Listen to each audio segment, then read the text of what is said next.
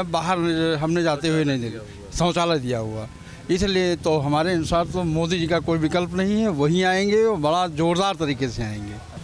75 साल तक राज किया, ठीक है, आखिर ये भी बुनियादी जो ढांचे हैं, सुविधाएं थी, वो फिर नहीं मिल पाई, लोगों को मिल रही है तो क्या?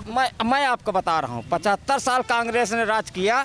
सुन लीजिए, 60 से 70 रुपए के ऊपर कभी डीजल पेट्रोल नहीं बढ़ा। सुन लीजिए, 350 से लेकर 400 के ऊपर कभी गैस सिलेंडर नहीं बढ़ा। सुन लीजिए, और लोगों की मजदूरी क्या थी, वही 150, 200, पौने 200 लेबर की, आज भी वही पौने 300, 250। सुन वाली बात कह रहे हैं, गैस सिलेंडर वाली जो बात कह रहे हैं, इनको शायद मालूम नहीं है। गैस सिलेंडर उस समय लोग 4-4, 5-5 दिन लाइन में लगे रहते थे, 4-4, 5-5 दिन गैस सिलेंडर के लिए लाइन में लगे रहते थे। पुलिस की व्यवस्था वहाँ दी जाती थी और लाइन तोड़ी जाती थी तो वहाँ मार भी खाते थे। कांग्रेस क्या वादा निभाती है और बीजेपी क्या अपने वादे पे ही खड़ी रहती है? सर देखिए, कांग्रेस का जब तक कार्यकाल था तो कांग्रेस ने करके दिखाया, जो भी दिखाया हो। अब 2014 से बीजेपी का राज है तो वो कर रही है, सिंपल सी बात है सर। अगर पिछले 60 साल की तुलना की जाए इन 10 सालों में तो काफ़ी डिफरेंट है सर। तो 2000 मैं बोला ना, 60 साल तक उन्होंने राज किया, अब 2014 से 2024 तक बीजेपी की सरकार है।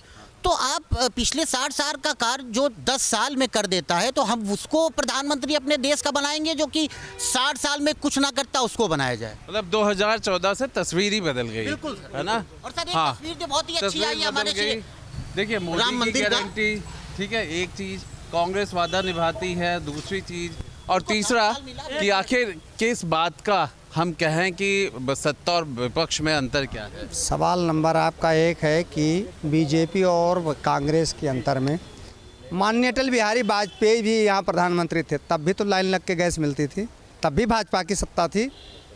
जनता सरकार बनी थी तब तो गैस ही नहीं थी, उसमें भी बीजेपी थी। जहाँ तक मुझे याद है 3 बार सरकार बीजेपी ने उत्तर भारत में बनाई थी। झट से पूछ ले। अन्य सवाल तो पूरा ले लीजिए।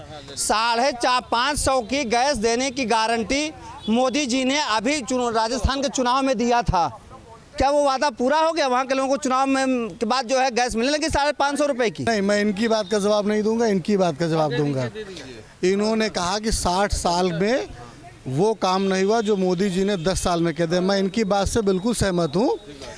10 साल में मोदी जी ने रजिस्टर्ड 80 करोड़ गरीब बना दिए, जिनको रजिस्ट्री के तहत हर महीने 5 साल अनाज मिलता है। रजिस्टर्ड 80 करोड़ गरीब बना दिए। तो ये 10 साल में परिवर्तन है। बस इतना ही मुझे कहना था बस।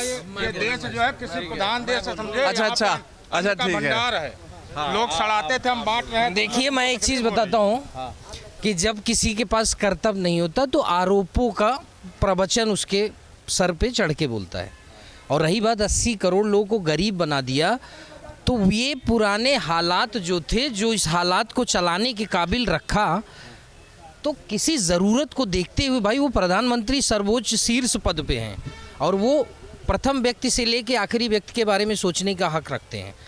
तो यहाँ पे पॉलिटिकल मैटर ये है कि कौन जनता के लिए कितना ज़्यादा क्या कहते हैं बेनिफिशियल है। 80 करोड़ का भी जवाब हो जाए। बिल्कुल वही तो जवाब है सर, कि किया क्या तुमने क्या कहते हैं वक्त के सिकंदरों, जब मेरे यहाँ तहखाना खाली ही रह गया। तो कहने का मतलब आपके तहखाने तो भर गए, अपने तहखाने छूटे रह गए, ये पूरी बात है। हाँ भाई, वक्त के सिकंदरों ने क्या किया, मतलब क्या कहना क्या है, ये जो मोदी की गारंटी है वो 101% गारंटी है।